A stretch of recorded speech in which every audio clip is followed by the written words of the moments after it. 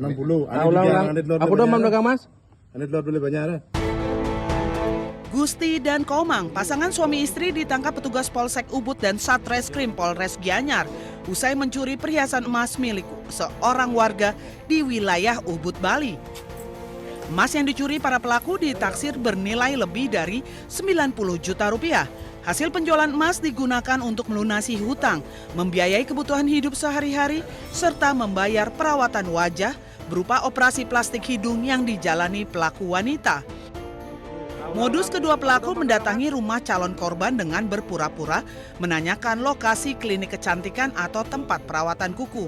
Saat mengetahui rumah dalam keadaan sepi, pelaku wanita masuk ke dalam rumah dan mengambil emas perhiasan korban. Sementara si suami berjaga di luar rumah sekaligus memantau situasi. Suaminya menunggu di depan rumah dan istrinya masuk ke dalam rumah berpura-pura masuk menanyakan apakah di tempat itu ada salon maupun ada tempat-tempat nail. Jadi apabila tempat itu kosong, dia memanfaatkan situasi. Kalau situasi kosong, dia mengambil barang-barang penting korban seperti emas. Atas perbuatannya, kedua pelaku terancam hukuman 7 tahun penjara.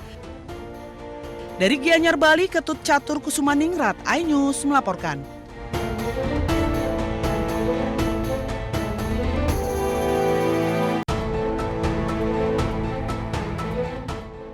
Seorang emak-emak bersama anak balitanya mendatangi toko emas di Jalan Gatot Subroto, Cilacap, Jawa Tengah.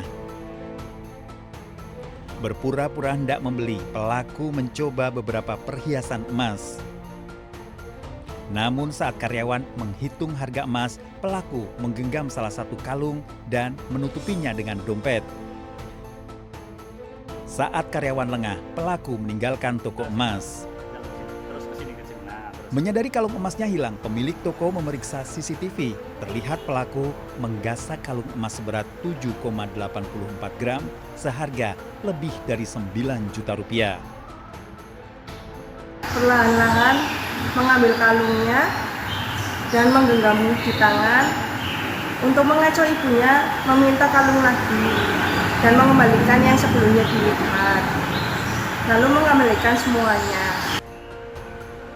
Selain lapor polisi, pemilik toko menyiapkan imbalan 5 juta rupiah bagi masyarakat yang bisa menemukan terduga pelaku. Agar pelakunya cepat ketangkep ya guys. Terima kasih. Dari Cilacap, Jawa Tengah, Heri Susanto, iNews melaporkan.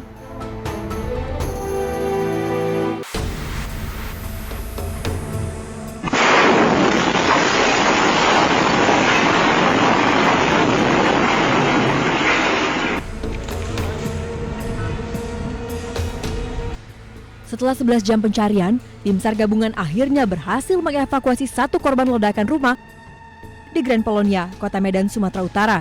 Korban Jessica, istri dari pemilik rumah, dievakuasi di kamar mandi lantai 2 dalam kondisi meninggal dunia. Evakuasi tubuh korban yang terjepit reruntuhan bangunan setelah petugas mengerahkan alat berat. Tim SAR gabungan berhasil mengevakuasi satu orang korban yang kita cari. Kemungkinan besar akan kita upayakan untuk tidak dirobohkan semua ya.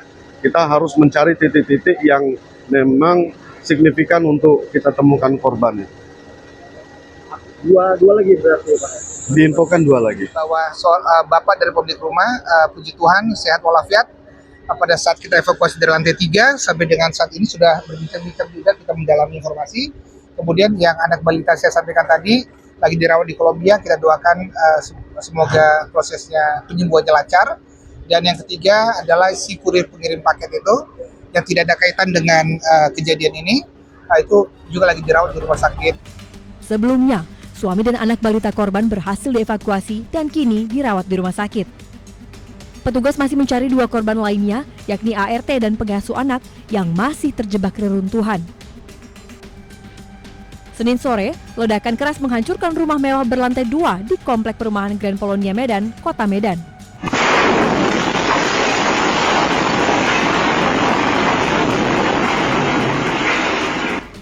Ledakan terjadi saat sejumlah pekerja sedang merenovasi bangunan. Sejumlah kendaraan ringsek tertimpa reruntuhan bangunan. Beberapa pekerja berhasil menyelamatkan diri. Kecampaknya enggak bang, saya begitu langsung ada suara itu langsung lari kami 6 orang. Itu serpian kaca dari sana tembak kemari. Pastinya di dalam itu ada sekitar 4 orang pembantu. Masih di dalam. Selain mencari 2 korban yang masih tertimbun, polisi masih menyelidiki penyebab pasti ledakan. Tim Liputan iNews melaporkan.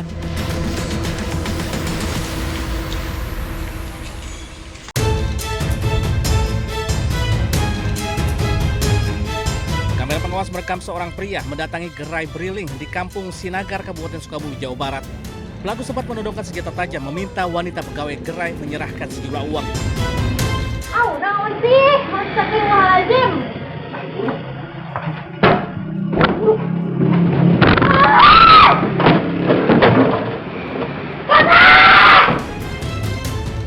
Namun aksinya tak berjalan mulus.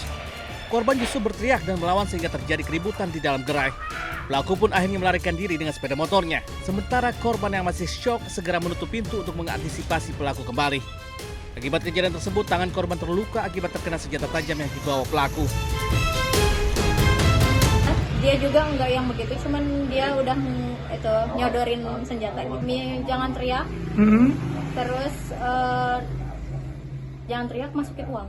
Oh gitu. Dia nyuruh masukin uang. Masukin uang. Kejadian perampokan tersebut telah dilaporkan korban ke polisi. Korban berharap petugas kepolisian lebih intens meningkatkan patroli agar kejadian serupa tak terulang kembali. Dari Sukabumi, Jawa Barat, Budi Setiawan, iNews melaporkan.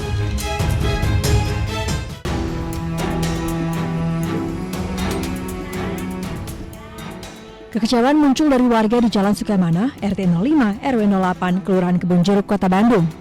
Demi mendapatkan air bersih untuk kebutuhan sehari-hari, mereka terpaksa membeli ke penjual air keliling dengan harga Rp50.000.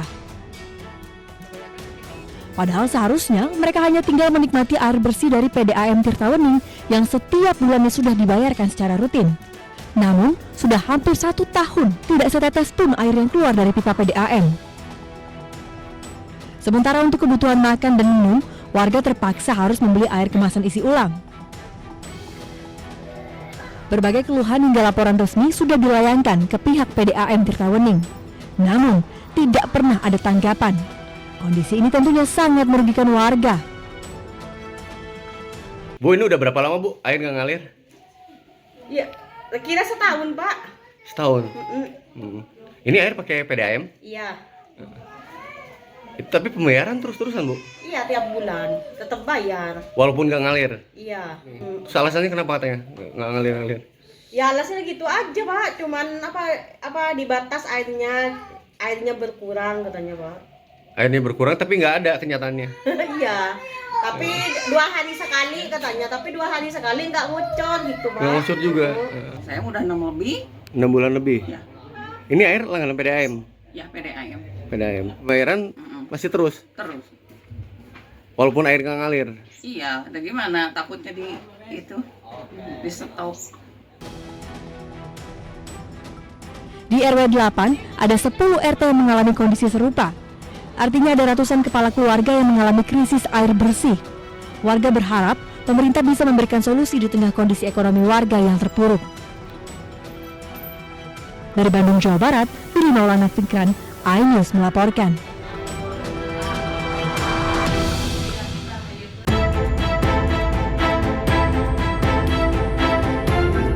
Ibunda dari Femas Yani Arianto, usia 22 tahun, pemuda asal Madiun yang dilaporkan hilang saat berwisata di Korea Selatan, memang mengaku sama sekali tidak mengetahui keberangkatan anaknya ke luar negeri.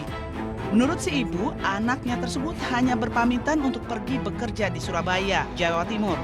Sementara itu, pemerintah Desa Batengan, Kecamatan Wungu, Kabupaten Madiun, membenarkan jika Femas warganya hilang di Korea Selatan dari media sosial. Pak, itu diketahui hilang, pihak lurahan tahunya dari mana Pak? Kami tahu dari sosial media, dari TikTok, dari Facebook yang sudah beredar. Apakah ada keluarga mengadu ke kelurahan? Untuk sementara ini belum. Harapan saya semoga anak saya diparingi umur panjang, badannya sehat dimanapun dia berada. Saya doakan terus. Mungkin yang disampaikan ke putranya. Ya, jaga diri, hati-hati dimanapun. Soalnya saya tidak tahu di mana. Menurut Muatin, selama ini anak kedua dari 3 bersaudara tersebut tidak pernah meminta uang saku untuk keberangkatannya ke luar negeri. Persoalan ini berkembang setelah ibu berusia 56 tahun ini menerima panggilan telepon dari pihak yang mengaku dari Biro Tur yang memberangkatkan anaknya. Ia lalu diminta menanggung kerugian puluhan juta rupiah akibat hilangnya Femas dari rombongan tur wisata di Korea Selatan.